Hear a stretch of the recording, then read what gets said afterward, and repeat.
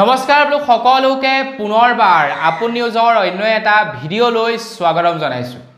আপোনালোক সকলোৰে কাৰণে এটা ভাল খবৰ লাইছে, বিশেষকৈ যি সকলে নেকি হায়াৰ সেকেন্ডাৰী পাস কৰিছে। এইবাৰে হক বা আগতে হক জুনে পাস কৰিছে হায়াৰ সেকেন্ডাৰী, তো তেওঁলোকৰ কাৰণে এটা ভাল খবৰ ওলাইছে। তেওঁলোকৰ কাৰণে অগ্নিবীৰত বায়ু সেনাৰ পদত ওলাইছে চাকৰি।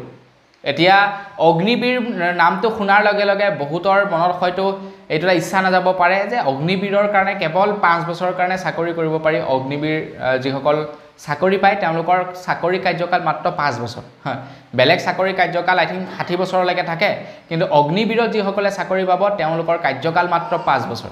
গতিকে বহুতৰ মন নাযায় অগ্নিবীৰত চাকৰি কৰিবৰ কাৰণে, কিন্তু আপোনালোকৰ কাৰণে এটা এক্সট্ৰা ভাল খবৰ দি যাম। যিসকলে অগ্নিবীৰত চাকৰি কৰিব বিচাৰে তেওঁলোকৰ কাৰণে চাকৰিটো চাকৰিয়ে হয়, অগ্নিবীৰেই হওক বা বেলেগেই কিবাই হওক। ঘৰত এনেই বহি থকাতকে মোৰ মতে 5 বছৰৰ কাৰণে পালেও আপোনালোকৰ কাৰণে ভাল কথা, আপোনালোকে চাকৰি কৰিব লাগে। এতিয়া আমাৰ অসমৰ পৰা যিসকল অগ্নিবীৰে চাকৰি পাব তেওঁলোকৰ কাৰণে অসম চৰকাৰে এটা ভাল খবৰ ঘোষণা কৰিছে। গতিকে সকলোবিলাক জনাম আপোনালোকক, চাকৰি কেনেকৈ কি এপ্লাই কৰিব, কেই তাৰিখলৈকে এপ্লাই কৰিব পাৰিব, সকলোবিলাক জনাম। তো শেষলৈকে চাই থাকিব।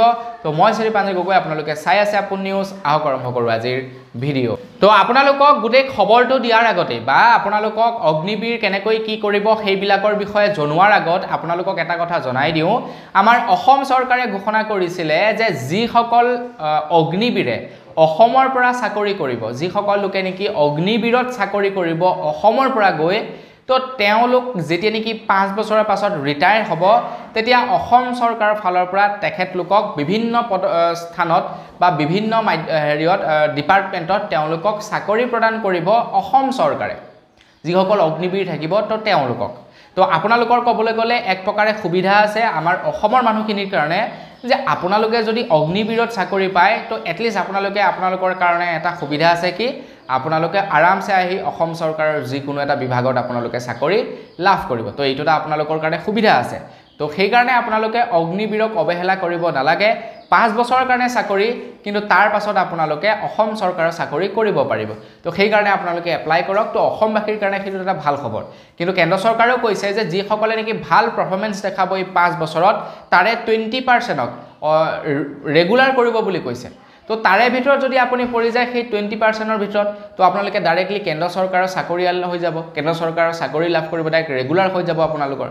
সো আপোনালোকে অগ্নিবীৰক নেগলেক্ট নকৰিব, পাৰিলে আপোনালোকে এপ্লাই কৰক। নাই মোমাইতকৈ বোলে কণা মোমাই ভাল, এতিয়া গম পালে। তো এতিয়া বাকী খবৰটো জনাওঁ। তো অগ্নিবীৰ চাকৰিত এপ্লাই কৰিবৰ কাৰণে প্ৰথম কথা হৈ গ'ল আপোনালোক হায়াৰ সেকেন্ডাৰী পাছ হ'ব লাগিব। আপোনালোকৰ ন্যূনতম বয়স 21 বছৰ ওপৰ হ'ব লাগিব, তেতিয়াহে আপোনালোকে অগ্নিবীৰৰ কাৰণে এপ্লাই কৰিব পাৰিব। এতিয়া অগ্নিবীৰত কেইবাটাও বিভাগ আছে। এতিয়া বৰ্তমান যিটো নেকি বিভাগত চাকৰি ওলাইছে সেইটো হৈছে এয়াৰ ফ'ৰ্চৰ। গতিকে এয়াৰ ফ'ৰ্চৰ চাকৰি যিহেতু আপোনালোকৰ কাৰণে অকণমান কঠিন হ'ব পাৰে, মানে এক্সাম হওক বা কুৱেশ্যন পেপাৰ এইবিলাক অকণমান কঠিন হ'ব পাৰে। তো সেইকাৰণে আপোনালোকক হায়াৰ সেকেন্ডাৰী পাছ বিচাৰিছে। এনেই নৰ্মেলি মেট্ৰিক পাছতে পাব পাৰি, কিন্তু আপোনালোকক হায়াৰ সেকেন্ডাৰী পাছ বিচাৰিছে, কাৰণ সেয়া হৈছে বায়ু সেনাৰ চাকৰি। আপোনালোকে প্লেন চলাব লাগিব, ফাইটাৰ জেট চলাব লাগিব। তো তাৰ কাৰণে আপোনালোকক অকণমান শিক্ষাৰ প্ৰয়োজন আছে। আপোনালোকে হায়াৰ সেকেন্ডাৰী পৰীক্ষাত 50% এবভ মাৰ্ক পাব লাগিব, তেতিয়াহে আপোনালোকে এপ্লাই কৰিব পাৰিব। মই আকৌ এবাৰ কৈছোঁ যে অগ্নিবীৰৰ বাকীবিলাক পোষ্টৰ কাৰণে এপ্লাই কৰিবৰ কাৰণে মাত্ৰ মেট্ৰিক পাছ হ'লেই হৈ গ'ল, কিন্তু বায়ু সেনাত এপ্লাই কৰিবৰ কাৰণে আপোনালোকক অকণমান মাৰ্কছৰ দৰকাৰ বা আপোনালোকক হায়াৰ সেকেন্ডাৰী পাছৰ দৰকাৰ। কি কাৰণে? কাৰণ প্লেন চলাব লাগিব, নহয় জানো, ফাইটাৰ জেট চলাব লাগিব। তো তাৰ কাৰণে আপোনালোকক অকণমান মাৰ্কৰ প্ৰয়োজন হ'ব। এতিয়া কেতিয়ালৈকে আপোনালোকে এপ্লাই কৰিব পাৰিব বা কেতিয়াৰ পৰা অনলাইন এপ্লাই কৰিব পাৰিব? তো 28 জুলাইৰ ভিতৰত আপোনালোকে অনলাইন এপ্লাই কৰিব লাগিব। 28 জুলাইৰ ভিতৰত আপোনালোকে অনলাইন এপ্লাই কৰিব লাগিব, তেতিয়াহে আপোনালোকে পৰীক্ষাত বহিব পাৰিব। এতিয়া পৰীক্ষা ক'ত হ'ব সেইটোৰ বিষয়ে আপোনালোকক এতিয়াই মই ক'ব নোৱাৰিম। পৰীক্ষাৰ যেতিয়া এডমিট কাৰ্ড আহিব তাতে উল্লেখ থাকিব যে আপোনালোকে কোনটো ডিষ্ট্ৰিক্টত বা কোনখন ৰাজ্যত গৈ পৰীক্ষা দিবগৈ লাগিব। এতিয়া অগ্নিবীৰ হৈ গ'ল সম্পূৰ্ণ চেণ্ট্ৰেল চৰকাৰৰ চাকৰি। এতিয়া ক'ত এক্সাম পৰি যায় সেইটোৰ বিষয়ে মই আপোনালোকক ক'ব নোৱাৰোঁ আগতীয়াকৈ। সো আপোনালোকে এপ্লাই কৰিব, নহয় জানো। আমাৰ অসমত ইমানবিলাক নিবনুৱা আছে, ধাৰাসাৰ নিবনুৱা আছে। গতিকে তাৰে ভিতৰত যদি কিছু সংখ্যক লোকে চাকৰি পাই যায় 5 বছৰৰ কাৰণে হ'লেও, তো তেওঁলোকে এটা ভাল এমাউণ্ট পাব। 5 বছৰ তেওঁলোকে ভালদৰে চলিব, আৰু অসম চৰকাৰেতো কৈছে যে তেওঁলোকক প্লেচমেণ্ট দিব।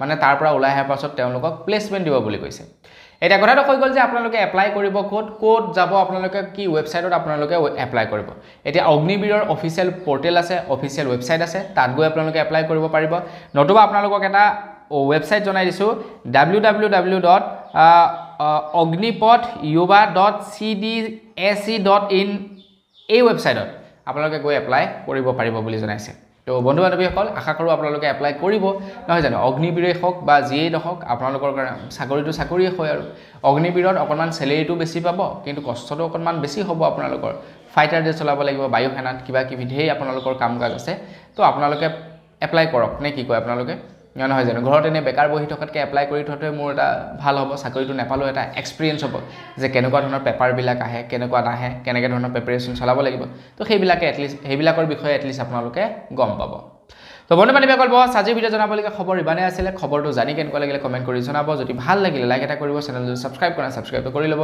পুনৰ এটা ভিডিঅ' লগ পোৱাৰ খালি বিদায় মাগিছোঁ ধন্যবাদ জয় অসম